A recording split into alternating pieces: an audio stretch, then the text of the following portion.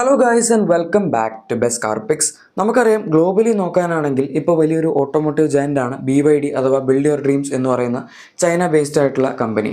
പറഞ്ഞു വരുമ്പം 1995 ഇവർ സ്റ്റാർട്ട് ചെയ്ത് മറ്റു പല നമ്മുടെ വേറെ കമ്പനികൾ പോലെ 100 വർഷത്തെ പഴക്കം അങ്ങനത്തെ കാര്യങ്ങളൊന്നും ഇവർക്കില്ല. തുടങ്ങിയിട്ട് ഏകദേശം 30 വർഷമായിട്ടുള്ളൂ. അതും ഇനീഷ്യലി വളരെ മോശം പ്രൊഡക്ട്സ് ആണ് ഇവർ ഉണ്ടാക്കിക്കൊണ്ടിരുന്നത്. മാത്രമല്ല മിക്ക യൂറോപ്യൻ രാജ്യങ്ങളിലും അല്ലെങ്കിൽ ബാക്കി സംസ്ഥാനങ്ങളിലും ഇപ്പോൾ എവിടെയാണെങ്കിലും രാജ്യങ്ങളായാലും സംസ്ഥാനങ്ങളായാലും പല കോണ്ടിനെൻറ്റ്സ് ആയാലും മിക്ക സ്ഥലങ്ങളിലും ഇവരുടെ വണ്ടികളെ ആൾക്കാർ കളിയൊക്കെയാണ് ചെയ്തുകൊണ്ടിരുന്നത്. ആദ്യം ഇവർ കൊറോളയുടെ ഒരു കോപ്പിയൊക്കെ ആയിട്ടുള്ള വണ്ടികളാണ് ഉണ്ടാക്കി തുടങ്ങിയത്.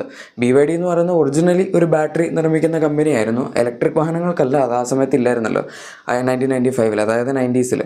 അത് കഴിഞ്ഞ് പിന്നെ ചൈനയിലെ തന്നെ ഒരു ബാങ്ക്രപ്റ്റായ കമ്പനി അവർ വാങ്ങിയതിന് ശേഷം അതിൻ്റെ അണ്ടറിലാണ് പിന്നെ ഒരു വണ്ടികൾ ഇറക്കിക്കൊണ്ടിരുന്നത്. അത് BYD എന്ന് പറഞ്ഞ പേരിലേക്ക് മാറ്റിയെന്ന് മാത്രം. പക്ഷേ ബേസിക്കായിട്ട് അവർ ഉപയോഗിച്ചുകൊണ്ടിരുന്ന റിസോഴ്സ് എല്ലാം ആ കമ്പനിയുടേതായിരുന്നു.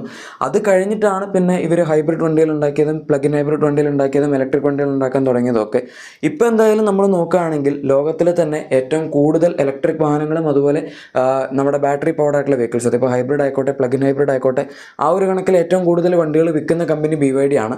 ഇലക്ട്രിക് വണ്ടികളുടെ സെയിൽസിൽ മാത്രം നമ്മൾ എടുക്കാനാണെങ്കിൽ ടെസ്ലയേക്കാൾ കുറച്ച് വണ്ടികൾ മാത്രം, ഏകദേശം 1 ലക്ഷം വണ്ടികളുടെ അടുത്ത് മാത്രമേ ഇയർലി സെയിൽസിൽ BYDക്ക് താഴെ നിൽക്കുന്നുള്ളൂ 2024 കണക്ക് വെച്ച് നോക്കുമ്പോൾ. പക്ഷേ അല്ലാതെ എടുക്കാനാണെങ്കിൽ ഏകദേശം 2.2 മില്യൺ സെയിൽസിൻ്റെ വാഹനങ്ങളാണ് ടെസ്ലയ്ക്ക് ലഭിച്ചത്. പക്ഷേ 4 മില്യൺ വാഹനങ്ങളുടെ ടോട്ടൽ സെയിൽസ് BYDക്ക് ലഭിച്ചിട്ടുണ്ടായിരുന്നു. സോ ടെസ്ലയേക്കാൾ ഫാർ സുപ്പീരിയർ ആണ് ഇപ്പോൾ സെയിൽസിൻ്റെ കാര്യത്തിൽ BYD. ഇതൊക്കെ കേൾക്കുമ്പോൾ നിങ്ങൾ വിചാരിക്കുമായിരിക്കും ഞാനിപ്പോൾ എന്തിനാണ് പെട്ടെന്നൊരു സുപ്രഭാതത്തിൽ BYDയുടെ ചരിത്രവും പുരാണവും എല്ലാം ഇവിടെ പറയുന്നതെന്ന്.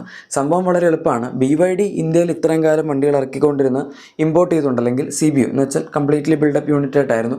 അതുകൊണ്ട് തന്നെ വണ്ടികളുടെ വില കുറച്ച് കൂടുതലാണ്. വില കൂടുതലാണ് എങ്കിൽ പോലും നമ്മളിപ്പം ഈ പ്രൈസ് പോയിന്റ് വരുന്ന ബാക്കി വണ്ടികൾ വെച്ച് കമ്പയർ ചെയ്യുമ്പോൾ ഇവരുടെ വിലകൾ അത്യാവശ്യം സാറ്റിസ്ഫാക്ടറി ആയിട്ടാണ് അവർ പ്രൊവൈഡ് ചെയ്തിരിക്കുന്നത്. അല്ലാതെ ഒരുപാട് എക്സ്പെൻസീവ് ആക്കിയിട്ടില്ല. ഇപ്പോൾ പുറത്ത് ഏകദേശം 30 ലക്ഷം രൂപയ്ക്ക് കിട്ടുന്ന വണ്ടികൾ നമുക്കിവിടെ പൊതുവെ 60 ലക്ഷത്തിനാണ് കിട്ടാറുള്ളത്. പക്ഷേ BYD അത് ഏകദേശം ആ കറക്റ്റ് പ്രൈസ് ഒരു 50-55 ലാക്സിൻ്റെ അടുത്തൊക്കെ തന്നെയാണ് അവരവരുടെ വാഹനങ്ങൾ ഇറക്കാറുള്ളത്. അതുകൊണ്ട് ഭയങ്കര ഓവർ പ്രൈസ്ഡ് ആണെന്ന് നമുക്ക് പറയാൻ പറ്റില്ല. പൊതുവെ ഇന്ത്യയിൽ അങ്ങനത്തെ കുറച്ച് പ്രീമിയം EVs എല്ലാം പുറത്ത് വരുന്ന നല്ല വാഹനങ്ങളെല്ലാം തന്നെ നമുക്ക് ഇന്ത്യയിൽ ഇമ്പോർട്ട് ചെയ്ത് തന്നെയാണ് കിട്ടാറുള്ളത്. അതുകൊണ്ട് അതിൻ്റെ വില കൂടുതലാണ്. ഇനിയിപ്പോൾ എന്തായാലും BYD അവരുടെ സ്വന്തമായിട്ടുള്ളൊരു ഫാക്ടറി ഇന്ത്യയിൽ സെറ്റപ്പ് ചെയ്യാൻ പോവാണ്. അത് അവർക്ക് പണ്ട് താല്പര്യമില്ലാത്തതുകൊണ്ടല്ല ചെയ്യാതിരുന്നത്. ഇന്ത്യയിലേക്ക് അവരിവിടെ വന്നപ്പോൾ തന്നെ ഒരു പ്ലാന്റ് സെറ്റപ്പ് ചെയ്യുന്നതിനെ പറ്റി BYD ആലോചിച്ചാണ്. പക്ഷെ നമ്മുടെ ഇന്ത്യൻ ഗവൺമെൻറ്റിൻ്റേതായിട്ടുള്ള കുറച്ച് ചൈനീസ് കമ്പനികളുടെ റെസ്ട്രിക്ഷൻസ് കാരണമാണ് അവർക്ക് ചെയ്യാൻ പറ്റാതിരുന്നത്. ഇപ്പോൾ ആ റെസ്ട്രിക്ഷൻസിലൊക്കെ കുറേയൊക്കെ നീക്കുപോക്ക് ഉണ്ടായിട്ടുണ്ട്. പ്രത്യേകിച്ച് ടെസ്ല ഇന്ത്യയിലേക്ക് വരാനായിട്ട് കുറേ നമ്മുടെ പുതിയൊരു പോളിസിയൊക്കെ വന്നായിരുന്നു. ഇലക്ട്രിക് വാഹനങ്ങൾക്ക് ഇമ്പോർട്ട് ടാക്സ് 15% ആക്കിക്കൊണ്ട്. ടെസ്ലയുടെ ഒരു മെയിൻ ഇൻഫ്ലുവൻസ് അതിൻ്റെ അകത്തുണ്ട്. കാരണം അവർക്ക് ഇവിടെ ഫാക്ടറി സെറ്റപ്പ് ചെയ്യുന്നതിന് മുന്നേ വണ്ടികൾ ഇറക്കി ഒന്ന് ടെസ്റ്റ് ചെയ്ത് നോക്കണം, എന്നാൽ മാത്രമേ ഫാക്ടറി ചെയ്യുള്ളൂ എന്നൊക്കെയാണ് അവർ പറഞ്ഞുകൊണ്ടിരുന്നത്. അതിപ്പോൾ 15% ആക്കിയത് പോരെ, ഞങ്ങൾക്ക് 0% ടാക്സ് ആണ് വേണ്ടതെന്നുള്ള രീതിയിൽ ടെസ്ല ഇപ്പോഴും ഇന്ത്യൻ ഗവൺമെൻറ്റിനെ ഫോഴ്സ് ചെയ്യുന്നുണ്ട്. അത് നടക്കില്ല എന്നുള്ള കാര്യം നമുക്കറിയില്ല, അതെന്തായാലും നോക്കാം. പക്ഷേ എന്തായാലും അങ്ങനെ കുറേ റൂൾസൊക്കെ വന്നതിൻ്റെ ഭാഗമായിട്ട് BYDക്കും ഇപ്പോൾ ഇന്ത്യയിൽ ഫാക്ടറി സെറ്റപ്പ് ചെയ്യാനുള്ള പെർമിഷൻസൊക്കെ ഏകദേശം കിട്ടാൻ തുടങ്ങിയിട്ടുണ്ട്. ഇവർ നോക്കുന്നത് നമ്മുടെ ഹൈദരാബാദിൻ്റെ അടുത്തായിട്ടുള്ള ഒരു സ്ഥലത്താണ്, അതായത് തെലങ്കാന സ്റ്റേറ്റിലാണ് അവരിവരുടെ ഫാക്ടറി സെറ്റപ്പ് ചെയ്യാൻ ഉദ്ദേശിക്കുന്നത്. പിന്നെ ഈ ഫാക്ടറി എന്ന് പറയുമ്പോൾ ചുമ്മാ ഒരു ചെറിയ ഫാക്ടറി ആയിട്ട് തട്ടിക്കൂട്ട് കുറച്ച് വണ്ടികൾ ഉണ്ടാക്കാനല്ല ഇവർ ഉദ്ദേശിക്കുന്നത്. വളരെ വലിയൊരു ഫാക്ടറി തന്നെയാണ് സെറ്റപ്പ് ചെയ്യുന്നത്. 500 ഏക്കറിനടുത്താണ് ടോട്ടൽ ഇവർ സ്ഥലം ഇതിനു വേണ്ടി അക്വയർ ചെയ്യാൻ പോകുന്നത്. മാത്രമല്ല ഇന്ത്യക്ക് വേണ്ടി ടോട്ടൽ ഇൻവെസ്റ്റ്മെൻറ്റ് വരാൻ പോകുന്നത് 85,000 കോടി രൂപയാണ് ഇവരുടെ ഫാക്ടറിക്കും അതുപോലെ വണ്ടികൾ പ്രൊഡ്യൂസ് ചെയ്യുന്നതിനും അതിൻ്റെ ബാക്കി ചിലവുകൾക്കൊക്കെ ആയിട്ടുള്ള എക്സ്പെൻഡിച്ചർ. അപ്പോൾ തന്നെ നിങ്ങൾ ആലോചിച്ച് നോക്കിയാൽ മതി. ഇപ്പോൾ തന്നെ നമ്മുടെ ബാക്കി കമ്പനികൾക്ക് ഇവിടെ ഏകദേശം 8,000, 10,000, 15,000 കോടിയൊക്കെ വെച്ച് ഇൻവെസ്റ്റ് ചെയ്യാറുണ്ട്. പക്ഷേ ഇവർ അതിൻ്റെ എത്രയോ ഇരട്ടിയാണ് പറയുന്നത്. ഓൾമോസ്റ്റ് 5 times കൂടുതലാണ് ഇവർ പറയുന്നത് 85,000 കോടി രൂപ എന്ന് പറയുമ്പം. പിന്നെ ഈ പ്ലാന്റ് ആണെങ്കിൽ പോലും ആനുവൽ പ്രൊഡക്ഷൻ കപ്പാസിറ്റി തന്നെ വെക്കാൻ പോകുന്ന 6 ലക്ഷം വണ്ടികളെടുത്താണ്. എന്ന് വെച്ചാൽ ഏകദേശം ഇപ്പോഴത്തെ നമ്മുടെ ഒരു ടാറ്റയുടെ ഒക്കെ പ്രൊഡക്ഷൻ കപ്പാസിറ്റി ആണ് ഇവർ ഇപ്പോഴേ തന്നെ അത് ചെയ്യാൻ ഉദ്ദേശിക്കുന്നത്. സോ എത്രത്തോളം വലിയ പ്ലാൻസ് ആണ് ഇവർ നോക്കുന്നതെന്നല്ല നിങ്ങൾക്ക് അതിൽ നിന്ന് മനസ്സിലാക്കാവുന്നുള്ളൂ. ഇത്രയൊക്കെ വണ്ടികൾ ഇവിടെ വിൽക്കുമോ എന്ന് നിങ്ങൾ ചോദിക്കുന്നുണ്ടെങ്കിൽ ഇവിടെ വിൽക്കാൻ വേണ്ടി മാത്രമല്ല, മെയിനായിട്ട് കമ്പനികൾ ഇന്ത്യ ഒരു പ്രൊഡക്ഷൻ ഹബ്ബായിട്ടാണല്ലോ കാണുന്നത്. എന്നിട്ട് വണ്ടികൾ ഇമ്പോർട്ട് ചെയ്യാനാണ് ഇവരും ഉദ്ദേശിക്കുന്നത്. അതുകൊണ്ട് ഇന്ത്യക്ക് വേണ്ടി മാത്രം പ്രൊഡ്യൂസ് ചെയ്യുക, അത് ഇവിടെ മാത്രം വിൽക്കുക എന്നുള്ള ഒരു മോട്ടീവല്ല. ഇവിടെ നമുക്ക് കുറച്ചുകൂടെ ചീപ്പായിട്ട് വണ്ടികൾ പ്രൊഡ്യൂസ് ചെയ്യാൻ പറ്റുന്നതുകൊണ്ടും കൂടെ അവർ ഇവിടെ പ്രൊഡ്യൂസ് ചെയ്ത് പുറത്തേക്ക് എക്സ്പോർട്ട് ചെയ്യുന്നുണ്ട്. ചൈനയിൽ ഇവർക്ക് വലിയൊരു മെഗാ ഫാക്ടറി ഉണ്ട്, അത് വളരെ വലുതാണ്. 5.82 മില്യൺ, അതായത് 58 ലക്ഷത്തോളം വാഹനങ്ങൾ അവർക്ക് അവിടെ പ്രൊഡ്യൂസ് ചെയ്യാനുള്ള കപ്പാസിറ്റി ഉണ്ട്. സോ അതൊക്കെ വെച്ച് നോക്കുമ്പോൾ ഇവിടുത്തെ പ്ലാന്റ് ഒന്നുമല്ല. പക്ഷെ എന്നാലും അവർക്ക് ഇവിടെ പ്രൊഡ്യൂസ് ചെയ്ത് പുറത്തേക്ക് എക്സ്പോർട്ട് ചെയ്യാൻ പ്ലാൻ ഉള്ളതുകൊണ്ടാണ് നമുക്കിപ്പോൾ ഇത്രയും വലിയൊരു പ്ലാന്റ് ഇവിടെ സെറ്റപ്പ് ചെയ്യാൻ അവർ ഉദ്ദേശിക്കുന്നത്. ഇന്ത്യയിൽ ഇപ്പോൾ വരുന്ന വാഹനങ്ങൾ 3 അതും പോർട്ട്ഫോളിയോ അത്യാവശ്യം നല്ലതാണെന്ന് നമുക്ക് പറയാം. കാരണം ആറ്റോ 3 ഉണ്ട്, സീലുണ്ട്, സീ ലൈൻ 7 ഉണ്ട്, പിന്നെ ഇമാക്സ് 7 എന്ന് പറഞ്ഞ വാഹനങ്ങളാണ്. അങ്ങനെ ടോട്ടൽ 4 വാഹനങ്ങളാണ് അവരിപ്പോൾ ഇന്ത്യയിൽ വിൽക്കുന്നത്.